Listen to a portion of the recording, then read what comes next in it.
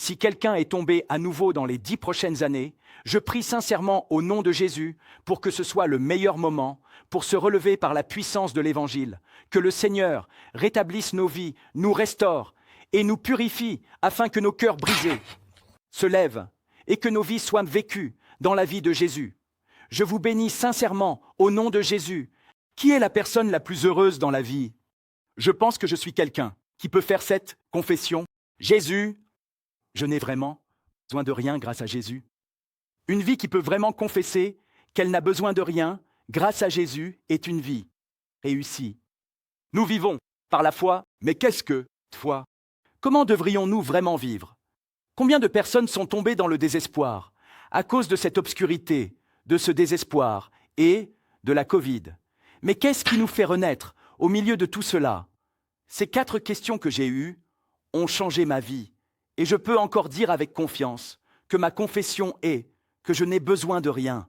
Grâce à Jésus, notre Seigneur le dit, n'est-ce pas? Ce message qui dit que nous pouvons être comme ceux qui s'inquiètent, mais toujours se réjouir, être comme des pauvres, mais enrichir beaucoup de gens et être comme ceux qui n'ont rien, mais posséder tout, est vraiment puissant. C'est vraiment une confession qui ne peut absolument pas exister pour ceux qui ne croient pas en Dieu, qui ne croient pas en Jésus. Pourquoi?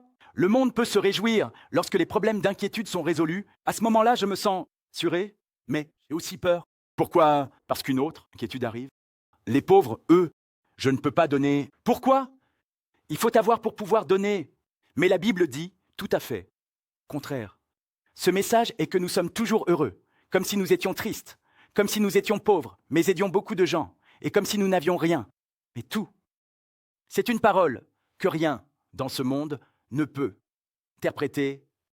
Mais la Bible nous dit, es-tu inquiet? On peut se réjouir. Es-tu pauvre? Tu peux enrichir beaucoup de gens. Tu n'as rien.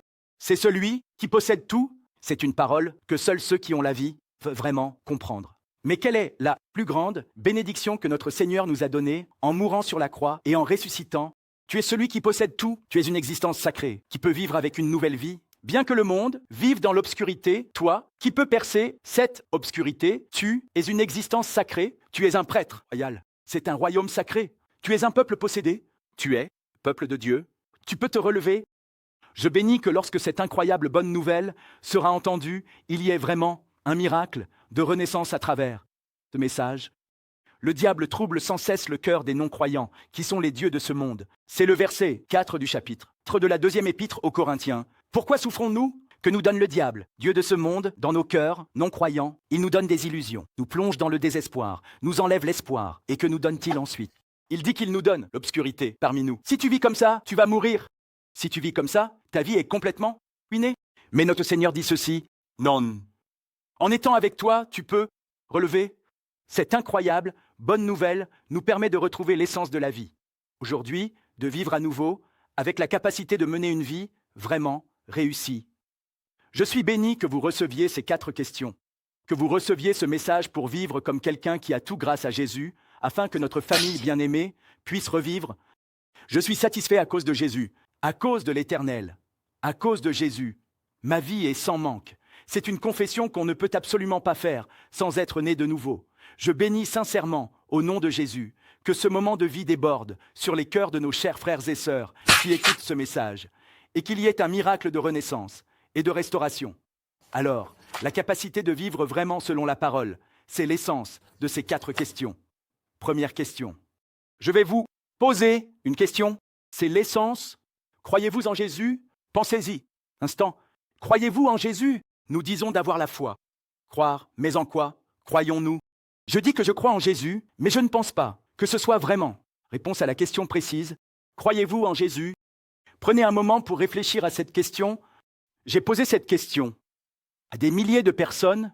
Beaucoup de gens font cette confession. Je veux aller au paradis. Bien sûr, c'est vrai. On croit en Jésus pour aller au paradis. Bien sûr, c'est vrai.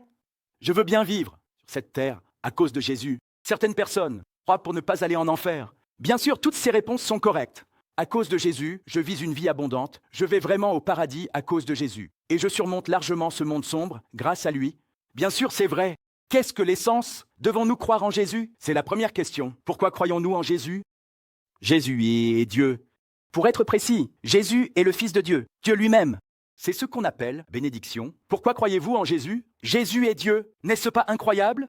Qui est ce Jésus qui est venu en chair? Ce Jésus qui est venu dans le monde selon les Écritures? Ce Jésus qui est venu selon la promesse? Ce Jésus qui est venu selon la loi? C'est Dieu. C'est le début de la foi. Pourquoi croyez-vous en Jésus? Nous devons crier fièrement devant cette question. C'est Jésus, bien qu'il soit venu en chair. Qui est ce Jésus? C'est Dieu, si l'on y pense. C'est le Fils de Dieu, le Dieu qui est, la parole. Cette question. Savez-vous à quel point la question de notre vie est grande? Pourquoi croire en Jésus? Pour aller au paradis? Non. Parce que Jésus est Dieu, parce qu'il est le Fils de Dieu. Qu'est-ce qu'il nous donne? Il nous donne le paradis, que nous donne Jésus. Parce qu'il est Dieu. Il nous donne aussi l'abondance, que nous donne Jésus. Parce qu'il est Dieu, le Créateur du ciel et de la terre. Il nous réconforte. Et à cause de la divinité de Jésus, il a le pouvoir incroyable de nous faire oublier ce qui n'existe pas. Croyez-vous en Jésus? Devant cette question, nous devons répondre avec assurance. Jésus, Dieu, n'est-ce pas incroyable? J'ai été choqué. Jésus est Dieu il y a 2000 ans. Jésus est venu en chair. Pourquoi Jésus est-il mort? Pourquoi est-il mort? Sur la croix. Ce n'était rien d'autre. Jésus est Dieu. Je suis Dieu. Je suis un avec Dieu. Je suis un avec le Père Dieu. Je suis Dieu. Comment peux-tu être Dieu? Le charpentier Jésus. Alors, que fait-on? Je devrais être lapidé à mort. Comment ça se passe pour mourir? Selon la Bible, Jésus est celui qui a été cloué sur le bois, en mourant cloué sur la croix. Conformément à la Bible, qui est vraiment Jésus qui a accompli notre œuvre de rédemption? Jésus, Dieu. Cette question, c'est une question très, très importante. Quand je me demande quelle est la question la plus importante de ma vie, je réalise que tout au long de ma vie, c'est « Ah, Jésus est Dieu. Qui est Jésus? Lui qui a créé le monde par la parole. C'est donc Dieu, celui qui a créé le ciel et la terre au commencement, le Dieu qui a créé l'univers. C'est celui qui est la parole, celle qui a créé le monde dans les ténèbres. C'est Jean 1. Au commencement, il y avait la parole. Cette parole était avec Dieu. Alors que signifie-t-elle? C'est Dieu. C'est choquant. Jean était le disciple le plus proche de Jésus. Le disciple que Jésus aimait le plus, Jean, a vécu 3 ans, à ses côtés, goûtant au miracle. Que dit-il de Jésus? Jean 1, c'est la parole. C'est la parole de Dieu qui a créé le ciel et la terre. Alors, qui est celui qui a créé le ciel et la terre? Mais, qui est cette parole? C'est Jésus qui est en nous. Ce Jésus est en nous. Comment ça? En tant que Dieu. Ainsi, notre ancêtre dans la foi, Abraham, exprime exactement le concept de Dieu. Cette manière, sais-tu quel genre de Dieu je crois? Vous devez avoir une conception précise de notre Dieu, mais l'ancêtre de la foi, Abraham, dit ceci. Qui est celui qui ressuscite les morts, donne vie à ce qui n'existe pas? C'est Dieu. La vie qui n'existe pas, il ressuscite, mort. C'est pourquoi, quand il a été demandé, sacrifier Isaac, il a pu le faire. Pourquoi? La foi d'Abraham, c'est de savoir qui est le Dieu, en qui je crois, le Dieu que j'ai expérimenté, le Dieu réel dans ma vie. C'est celui qui peut ressusciter la vie. Ce n'est pas juste une idée, mais quelque chose qui a été perçu dans la réalité. C'est quand j'ai cru de tout mon cœur que j'ai pu sacrifier Isaac sans hésitation. Pourquoi a-t-il pu le sacrifier? La raison pour laquelle il a pu sacrifier Isaac, son fils bien-aimé, le fils qu'il a eu à 100 ans, un Isaac qu'il ne pouvait pas échanger contre la vie, est une seule chose. Dieu va ressusciter le Dieu en qui je crois, ressuscite les morts. Et qui est-il donc? Celui qui a montré la vie au milieu de la vie qui n'existe pas. Nous ne pouvions pas voir de vie. Nous sommes des êtres qui ne peuvent échapper. La mort à cause du péché, c'est l'enfer, c'est l'obscurité. Dans notre vie, nous étions des enfants du diable. Non, que nous a donné Jésus, celui qui est mort sur la croix. Il nous a donné la vie, cette vie éternelle, celle qui ressuscite les morts et qui fait exister ce qui n'est pas, qui est cette vie. Le Dieu qui a parlé au commencement. Qui est ce Dieu? C'est Jésus, Christ, qui est en nous. Voici la première question. Qui est Jésus? C'est Dieu. Ce n'est pas un message incroyable. Jésus est Dieu. Quand je reçois cette parole, c'est quelque chose que j'ai toujours su. Et toujours loué, mais cela est entré dans mon cœur. C'est vrai. Est-ce que je crois en Jésus? Est-ce que je crois en Jésus? Jésus, Dieu, c'est le vrai Dieu qui ressuscite les morts, fait exister ce qui n'est pas ce Dieu. En moi, la première question qui peut redonner vie à notre existence, c'est qui est Jésus? Jésus, Dieu, celui qui ressuscite les morts et fait exister ce qui n'est pas. Une vie condamnée à mourir, nous ne pouvons échapper à l'enfer pour l'éternité. Lié toute sa vie. C'est le verset 13 et 14 du chapitre 2 des Hébreux. Lié toute sa vie. Nous, qui vivons en tant qu'esclaves du diable, dans l'obscurité, en suivant les désirs de la chair, les désirs des yeux, la fierté de cette vie, ne regardons que les choses de la terre. Le succès dans la vie, c'est croire en Jésus. Comment crois-tu en Jésus? Confessons ensemble, Jésus est Dieu, Dieu qui a créé ciel et la terre, le Dieu qui ressuscite les morts et fait exister ce qui n'est pas, ce Dieu est notre Seigneur. À moi et à vous, c'est un fait incroyable. Je vous bénis pour que cela soit révélé aujourd'hui par le Saint-Esprit. Jésus est Dieu, n'est-ce pas? Le Dieu qui a donné la vie à ceux qui n'ont pas de vie, le Dieu qui a donné la vie aux morts, ce Dieu est notre Seigneur. Alors, voici la deuxième question. Comment pouvons-nous reconnaître Jésus comme Dieu? Comment pouvons-nous croire? Jésus est Dieu. L'Église, vous savez, elle a été bâtie sur le fondement de la foi des apôtres et des prophètes. Alors, qui devrions-nous poser la question? Il faut poser la question aux disciples qui étaient avec Jésus. Mais les disciples sont plus là. Ils sont tous partis, n'est-ce pas? Ils ont été martyrisés. Si Pierre était ici, sur cette chaîne de barbecue, partageons ensemble. Je vais poser la question comme ça. Pierre, comment as-tu commencé à croire que Jésus est Dieu? Pourquoi? Si notre essence ne croit pas en Jésus comme Dieu, alors nous adorons des idoles. Comment as-tu commencé à croire Jésus est Dieu? Quand je pose la question, comment as-tu commencé à vivre une vie flamboyante? Comment as-tu pu être martyr? Que pensez-vous? Je vais dire ce Pierre. Si Pierre était ici, il dirait ceci. Pierre, l'apôtre Jean, de nombreux disciples, apôtres, tous, s'ils devaient parler, feraient la même confession. Il dirait cela. J'ai eu. Qu'est-ce que c'est? C'est ce Jésus, celui qui a été déchiré par les coups de fouet, abandonné et crucifié de manière horrible, qui est ressuscité au bout de 3 jours, comme l'avait prédit la prophétie. Je l'ai vu, ils ont eu, exactement. Ils ont été témoins. La résurrection de Jésus, qui est revenu à la vie après 3 jours, c'est à travers la résurrection de ce Saint Dieu qu'ils ont compris avec précision. Ah, Jésus est vraiment ressuscité comme l'indique la Bible. C'est bien ce Jésus, celui qui était mort, qui est ressuscité selon les Écritures, Seigneur. Ils l'ont compris avec précision. Jésus est revenu à la vie. C'est une résurrection. Preuve indéniable que Jésus est Dieu. Il est ressuscité à nouveau. Cette résurrection est une preuve indéniable. C'est un message incroyable que Jésus, Dieu. Donc il y a de nombreuses preuves qui nous permettent de croire en Jésus comme Dieu. Parfois, nous faisons l'expérience de miracles de Dieu à travers nos rêves ou nos prières, mais cela ne peut pas être l'essence même de notre foi. Mais alors, quelle est cette essence? Comment Jésus peut-il être Dieu? Ils ont vu que celui qui était mort est revenu à la vie. Je vais lire. Mais quelle est cette essence? Comment Jésus peut-il être Dieu? Ils ont vu que celui qui était mort est revenu à la vie. Je vais lire. Si Christ n'est pas ressuscité, votre foi est vaine et vous êtes encore dans vos péchés. De plus, ceux qui dorment en Christ sont perdus. Si notre espoir en Christ ne concerne que cette vie sur terre, alors nous sommes les plus malheureux de tous, les hommes. Quel est le Ève des apôtres? Jésus voulait témoigner qu'il est Dieu, qu'il est notre Seigneur et notre Christ. Il devait témoigner avec une telle intensité dans leur cœur, mais ils n'ont pas vu cela par des sentiments ou des émotions. Ils ont été témoins de la résurrection de celui qui était mort. Ils l'ont vu avec précision. Ils ont vraiment vu cela. Ah, le fait incroyable que Jésus, qui était mort, soit revenu à la vie après 3 jours, cela a-t-il fait de quoi pour tout le monde concernant la merveilleuse vérité que Jésus est Dieu? C'est devenu une preuve. Amen, n'est-ce pas? C'est le 3e. Alors, pourquoi le sang de Jésus, qui n'a pas épargné son propre Fils, mais l'a livré pour nous tous, a-t-il eu tant de puissance pour nous?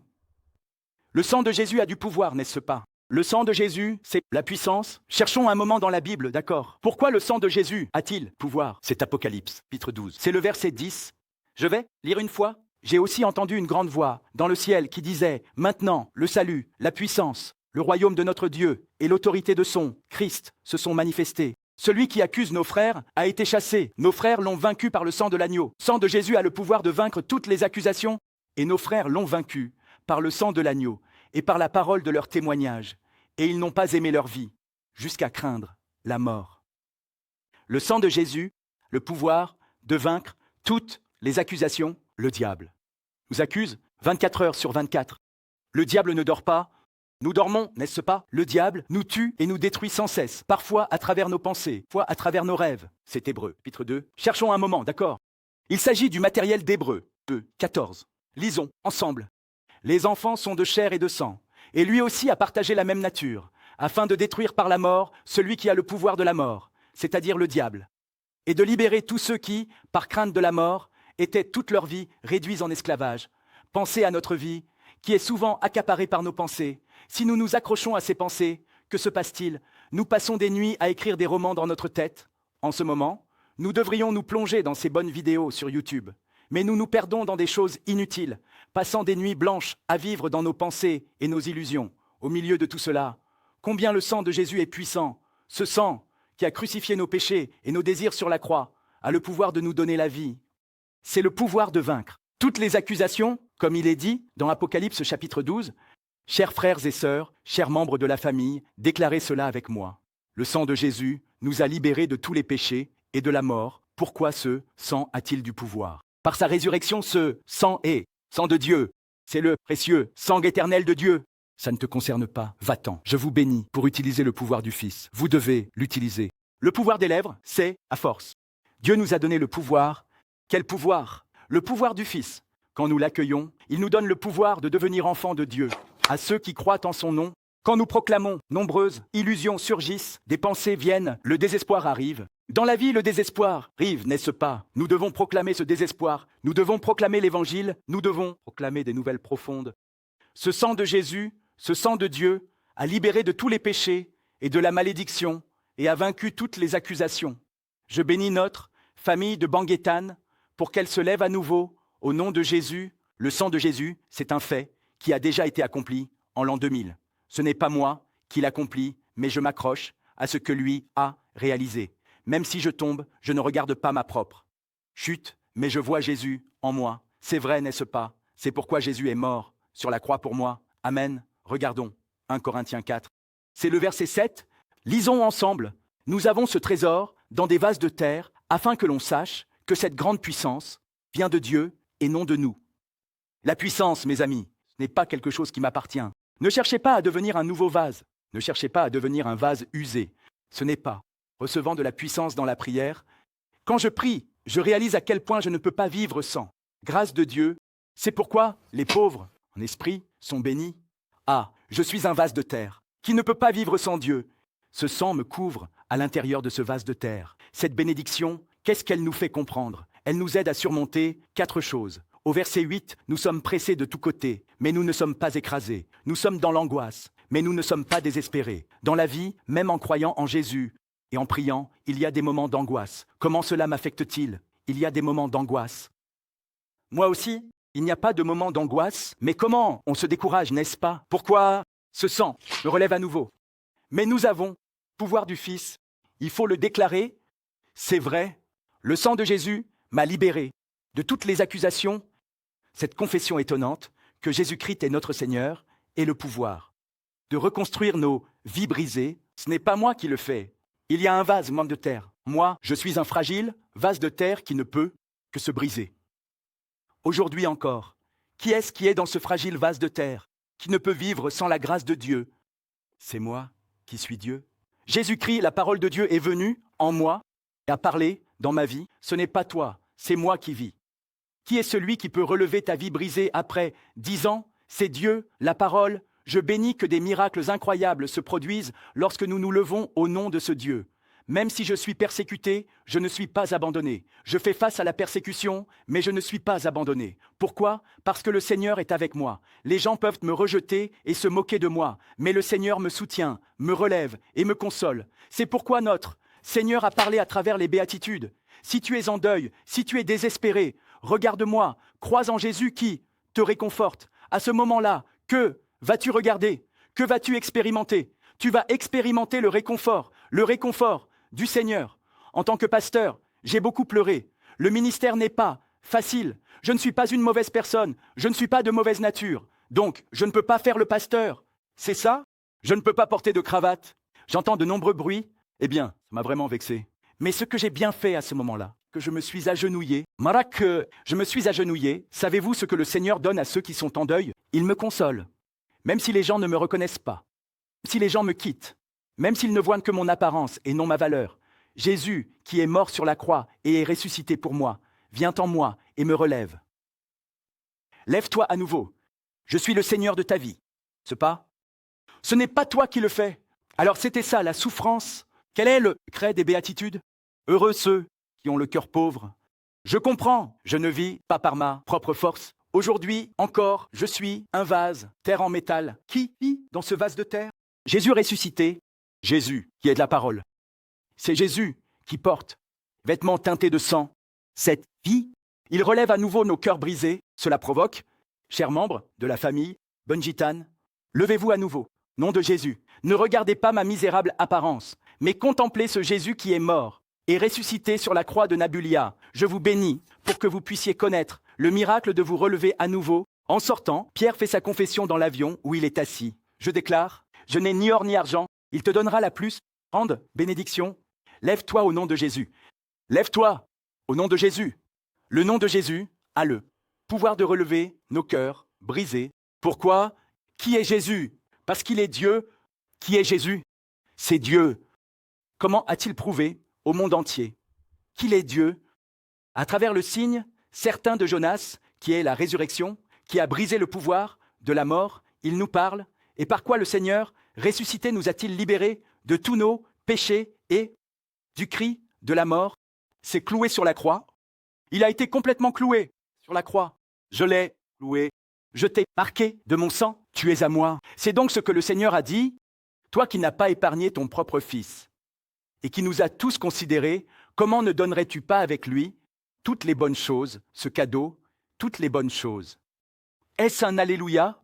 Je veux que notre communauté, que nos familles se lèvent à nouveau, au nom de Jésus, en recevant cette foi. Pour ceux qui sont en Jésus, il n'y a jamais de condamnation, car Jésus l'a accompli par son sang, il l'a réalisé par la croix. Qui est-il? C'est la parole de Dieu, qui a créé le ciel et la terre, par sa résurrection, cette parole qui me donne la vie. C'est le Christ qui est en nous, que cette vie soit la puissance qui relève vos cœurs brisés, nos cœurs. Je vous bénis sincèrement au nom de Jésus. Voici la 4e question. Alors, comment pouvons-nous être sauvés? Qu'est-ce que salut? La vie et la mort, c'est la puissance de vaincre dans toute notre vie, n'est-ce pas? Le salut, c'est être un vainqueur. Alors, quel est le cœur de l'Apocalypse de Jean? Gagne, gagne, gagne. Comment gagner? Jésus a déjà gagné. Jésus est le roi des rois, qui a brisé le pouvoir de la mort. Le Père, nation, c'est lui qui mérite vraiment d'être loué. C'est le Seigneur, le vainqueur. Il dit cela. Alors, comment reçoit-on le salut? Mais comment reçoit-on salut? Comment recevez-vous le salut? Est-ce qu'on peut être sauvé en priant beaucoup? Bien sûr, on peut expérimenter le salut à travers la prière. Nous allons expérimenter le salut à travers la parole. Nous allons expérimenter le salut, l'œuvre de Dieu, à travers notre société. Ce n'est pas l'essence. Quelle est l'essence? Alors, voici la dernière question. Comment peut-on recevoir le salut? En d'autres termes, comment peut-on recevoir la vie de Jésus? Comment puis-je vivre en tant que personne vivante? Comment vivre une vie où ce n'est pas moi qui suis en moi, mais le Christ qui me gouverne? Quel? Le début, confession. Qu'est-ce que confession? Cherchons cela ensemble, d'accord? Ce message est tellement important que j'aimerais que notre communauté, notre chère famille communautaire, le recherche ensemble. C'est Romains, chapitre 10, verset 9. Ce message est vraiment, vraiment important. Lisons ensemble. Commencez. Si je confesse de ma bouche que Jésus est le Seigneur et que je crois dans mon cœur que Dieu l'a ressuscité des morts, je serai sauvé. C'est la dernière question sur le secret de vivre une nouvelle vie, vraiment renaître en changeant l'essence de la vie. Comment peut-on être sauvé? C'est ça, le maître de ta vie, c'est moi. C'est un changement de vivre en tant que pécheur, en tant que celui qui était maître, à vivre sous la seigneurie du Christ. Quelle est la plus grande bénédiction que Jésus nous a donnée en mourant sur la croix et en ressuscitant? C'est que tu es mon Seigneur. Oui, tu es mon Seigneur. Que signifie ce Jésus qui est mort et ressuscité? C'est vraiment mon Seigneur. Quand la seigneurie est restaurée, l'union avec Dieu se réalise. Jésus, ressuscité, est mon Seigneur. Vivre. La puissance de cette union, ce n'est rien d'autre que Jésus, mon Seigneur. Le fait que le Jésus qui est mort et ressuscité soit mon Seigneur n'est pas juste une connaissance, mais une expérience profonde dans mon être, dans mon âme. Je réalise que ce n'est pas moi qui vis, mais c'est Jésus qui vit en moi.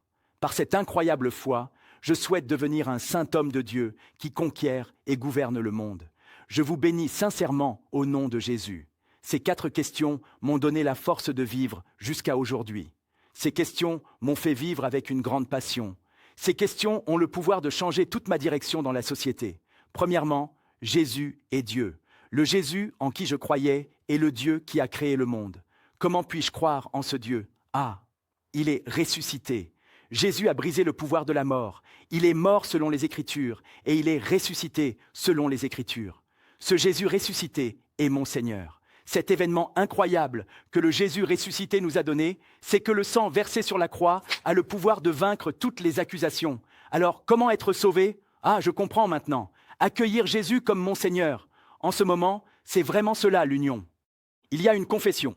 Dieu veut t'entendre. Qui suis-je? Toi. C'est Jésus. Tu es le Fils de Dieu. Seigneur. Savez-vous quelle confession Jésus veut entendre? Laisser de côté ma vie où j'étais le maître et accueillir Jésus comme mon Seigneur dans mon cœur. Ce verset se trouve dans Romains 10, verset 9. Lisons-le, semble, d'accord. Que dois-je confesser de Jésus de ma bouche? Je te le donne. C'est toi. Tu es mon Seigneur. Je crois de tout mon cœur que Dieu l'a ressuscité d'entre les morts. Quand il est mort, il a crucifié mon vieil homme, lui qui vivait dans ma religion chaotique. Quand je crois vraiment que celui qui m'a justifié, le ressuscité, est mon Seigneur, alors nous expérimentons la liberté en Jésus. Ce soir, le diable va vraiment agir. Il va. Vous arrêtez. Criez comme ça à votre famille. Mon Seigneur est Jésus-Christ, le roi des rois, qui est mort et ressuscité. Éteins-toi. Confessez. Ça ne te concerne plus, n'est-ce pas? D'accord? Je suis fondré. Je suis toujours fondré dans le péché. C'est à ce moment-là que l'on confesse. C'est pourquoi Jésus est venu. C'est pourquoi Jésus est mort sur la croix pour moi. Cette foi, cette grâce, c'est la puissance qui relève à nouveau mon cœur brisé. Bien que je sois inquiet, je me réjouis. Et bien que je sois pauvre, je suis riche grâce à Jésus. Qui est ce Jésus? C'est celui en qui nous, qui croyons en lui comme Seigneur, plaçons notre foi. Je crois en ce Jésus et je reconnais clairement les 4 questions de la vie menant à une vie sans manque. Avec Jésus, je n'ai besoin de rien. Il y a ce chant, n'est-ce pas? Le psalmiste dit « L'Éternel est mon berger, je ne manquerai de rien. L'Éternel est mon berger, donc je n'ai besoin de rien à cause de toi. Il est ma sœur, la chef qui m'appelle, et me conduit vers des eaux paisibles. Même si je marche dans la vallée de l'ombre de la mort, je ne craindrai aucun mal, car tu es avec moi. C'est parce que le Seigneur, mon Seigneur, qui est mort et ressuscité pour moi, est avec moi. Ta houlette et ton bâton me protègent. Parce que le Seigneur est mon Seigneur, le Seigneur qui est mort pour moi sur la croix et qui est ressuscité est avec moi. Votre personnel me protège. Même si je marche dans la vallée de l'ombre de la mort, je n'aurai pas peur du mal, car c'est en confessant de tout mon cœur que Jésus est mon Seigneur, qu'il est mon berger et qu'il me guide avec sa houlette et son bâton. Avec cette incroyable confession, nous, le peuple saint de Dieu, nous vainquons le monde avec assurance. C'est la fierté de Dieu. Le Seigneur dit, c'est toi. C'est ça l'essence. C'est ce que le Seigneur nous dit à nous, qui croyons en Jésus comme Seigneur. Je suis ta joie, c'est toi. N'est-ce pas le secret de cette union? Alors, dans ces derniers temps, levons-nous, nouveau par la puissance de l'Évangile, pour mener une vie sainte, sans manque, grâce à Jésus. Une vie qui se relève à nouveau grâce à Jésus. Je ne sais pas à quel point cette chaîne de télévision, Bunjitan TV, fait des choses incroyables. Que notre communauté, que nos familles, prient pour cette chaîne de télévision, Bunjitan TV, afin que le message de l'Évangile soit de plus en plus uni et se manifeste avec puissance, que les âmes mortes reviennent à la vie à travers ce message de l'Évangile, à travers la louange et la prière. Ainsi, nous vivrons une vie pleine de cœur grâce à Jésus. Oui, il y a vraiment une vie pleine de cœur à cause de Jésus, même si nous faisons face à des luttes, même si nous sommes frustrés, nous sommes comme des toupies qui se relèvent. Je souhaite sincèrement que nous vivions une vie sainte en tant que fierté de Dieu. Pour beaucoup de gens dans cette dernière époque, au nom de Jésus, Jésus est celui qui est ressuscité. Il est le roi des rois, qui a brisé le pouvoir de la mort. Il est notre Seigneur. À nous tous, en croyant en l'autorité de ce Seigneur, que nous soyons le peuple saint de Dieu, qui vainc le monde, avec assurance, un royaume de prêtres, un peuple acquis, que nos vies soient ainsi. Au nom de Jésus, je vous bénis sincèrement